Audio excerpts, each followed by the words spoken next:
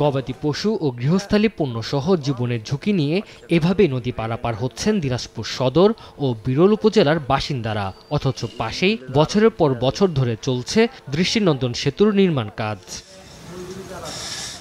স্থানীয়দের অভিযোগ, ঠিকাদার ও এলজিইডির উদাসীনতার কারণে দীর্ঘদিন ধরে কাজের অগ্রগতি স্থবির হয়ে আছে। দুই পাশের গ্রামগুলোর বাসিন্দাদের পারাপারের একমাত্র ভরসা নৌকা।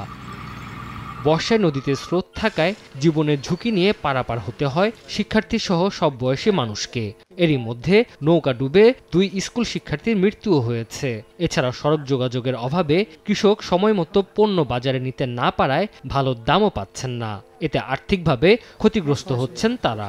এই ব্রিজটা যদি দ্রুত গতিতে হতো তাহলে এই ধান চালটা আমরা খুব সহজলি যেতে পারতাম। এই নৌকা দিয়ে পার হতে কখনো নৌকা ডুবে যায়, রোগী ঠিক টাইম মতন যাওয়া পাচ্ছে না, রোগী ঠিক টাইম মতন না পৌঁছলে আমাদের চিকিৎসা হচ্ছে না। খুব তাড়াতাড়ি ব্রিজটি যেন নির্মাণের ব্যবস্থা করে, তাহলে দুর্ভোগটি আসলে ছাত্রছাত্রীদের দুর্ভোগটা শেষ হয়ে যাবে। এদিকে এলজিইডি বলছে গুণগত মান ঠিক রেখে নকশা অনুযায়ী করা হচ্ছে সেতুর কাজ। এরই মধ্যে 70% কাজ শেষ হয়েছে, কেটেছে ভূমি অধিগ্রহণ জটিলতাও। 25টি গার্ডারের মধ্যে 25টি গার্ডারের কাজ সম্পন্ন হয়েছে এবং 5টি স্ল্যাবের মধ্যে 4টি স্ল্যাবের কাজ সম্পন্ন হয়েছে এবং একটি স্ল্যাবের কাজ বাকি আছে।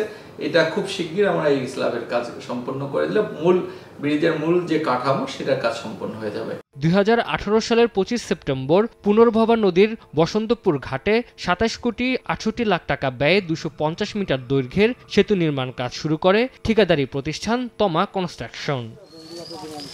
সময় সংবাদ, দিনাজপুর।